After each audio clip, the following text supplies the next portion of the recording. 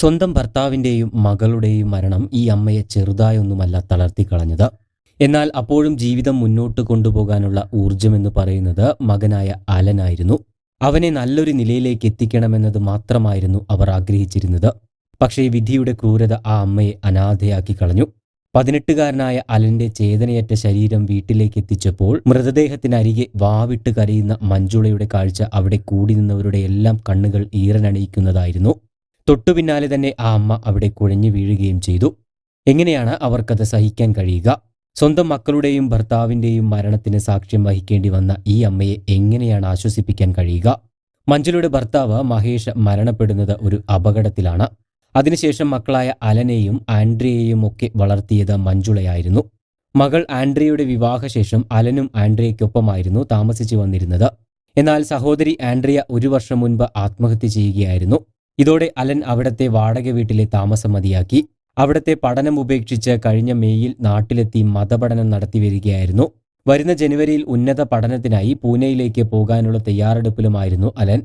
അതിനിടയിലാണ് കഴിഞ്ഞ ദിവസം നടന്ന തർക്കത്തിനിടെ അലൻ കുത്തേറ്റ് മരണപ്പെടുന്നത്. സുഹൃത്തുക്കൾക്കൊപ്പം അലൻ ഫുട്ബോൾ കളിക്കാനും കാണാനും ഒക്കെ പോകുമായിരുന്നു. കഴിഞ്ഞ ദിവസവും ഫുട്ബോൾ കളിക്കാനായി സുഹൃത്തുക്കൾ വിളിച്ചതായിരുന്നു. 2 ക്ലബ്ബുകൾ തമ്മിലുണ്ടായ തർക്കത്തിന്റെ പ്രശ്ന പരിഹാരത്തിനായി കഴിഞ്ഞ ദിവസം ക്ലബ്ബ് അംഗങ്ങൾ ഒത്തുകൂടിയിരുന്നു. എന്നാൽ ഇതിനിടെയുണ്ടായ തർക്കത്തിൽ അലൻ മറുപക്ഷത്തെ ആളാണെന്ന് തെറ്റിദ്ധരിച്ചാണ് പ്രതികൾ ഹെൽമറ്റ് കൊണ്ട് അലനെ അടിച്ചു വീഴ്ത്തിയ ശേഷം നെഞ്ചിൽ കുത്തി വീഴ്ത്തിയത് എന്നാണ് പോലീസ് പറയുന്നത്. സംഘർഷത്തിൽ ഉൾപ്പെടാതെ മാറി നിൽക്കുകയായിരുന്നു അലനെന്നും പോലീസ് പറഞ്ഞു.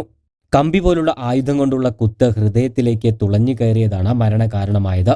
സുഹൃത്തുക്കൾ ചേർന്ന് ഉടൻ തന്നെ സ്കൂട്ടറിൽ ജനറൽ ആശുപത്രിയിലേക്ക് എത്തിച്ചുവെങ്കിലും ജീവൻ രക്ഷിക്കാൻ സാധിച്ചില്ല. ജനറൽ ആശുപത്രിയിലേക്ക് അലന്റെ വിയോഗ വാർത്തയറിഞ്ഞ നിരവധി ആളുകളാണ് ഓടിക്കൂടിയത്. അവിടെ എത്തിയ അലന്റെ സുഹൃത്തുക്കളുടെയും ബന്ധുക്കളുടെയും കരച്ചിൽ ഹൃദയഭേദകമായിരുന്നു.